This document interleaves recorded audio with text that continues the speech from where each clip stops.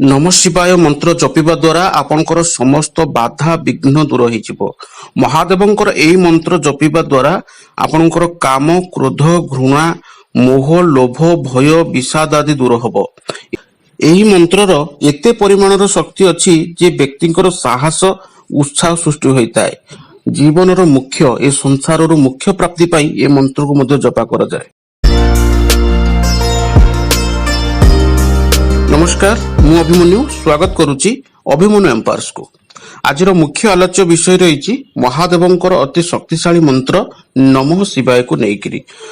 समस्त समस्या तथा चिंतार मुक्ति पाई प्रत्येक व्यक्ति भगवानंकर सहारा नहीं थांती, किंतु आपण जानिछंती कि आमर ए हिंदू धर्म रे मंत्र जपिबा द्वारा अनेक चिंता और दुख दूर होइता।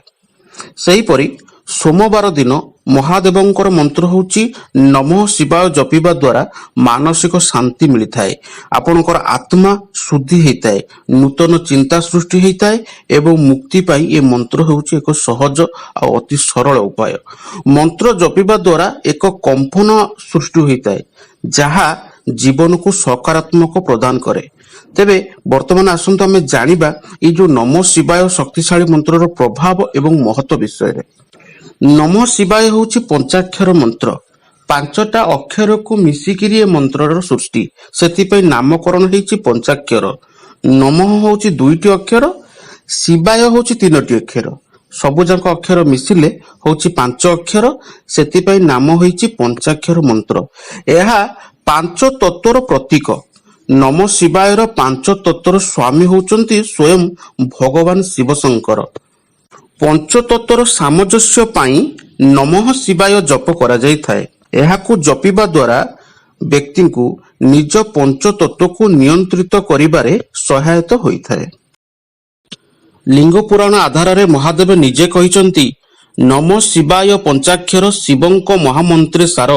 न अर्थ पृथ्वी और ब्रह्म, म अर्थ विष्णु बोली जान, सी अर्थ अग्नि आउ रुद्र, बा अर्थ वायु सदा शिव, य अर्थ आकाश आउ जीव, बुझाए पुणी महादेव।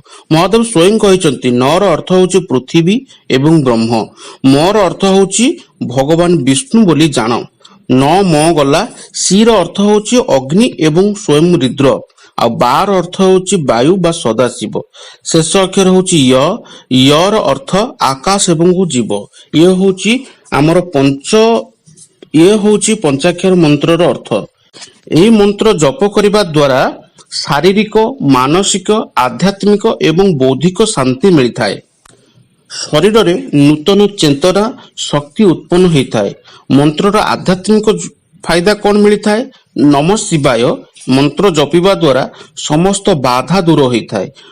महादेवंकर एही मंत्र जपिबा द्वारा काम क्रोध घृणा मोह लोभ भय विषाद आदि दूर होता है।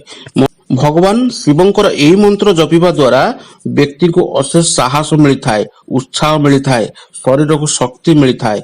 संसार मुख्य प्राप्ति पाई एही घना अंधकार पूर्ण संसार पाप को नाश करी मुख्यर पथ को आलोक देखा ये मंत्र।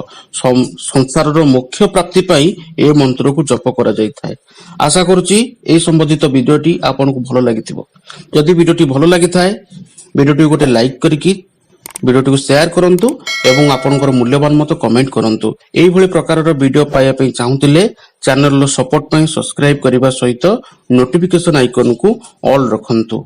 आज पई वीडियोटी एतिकी रहुची। नमस्कार, जय श्री जगन्नाथ।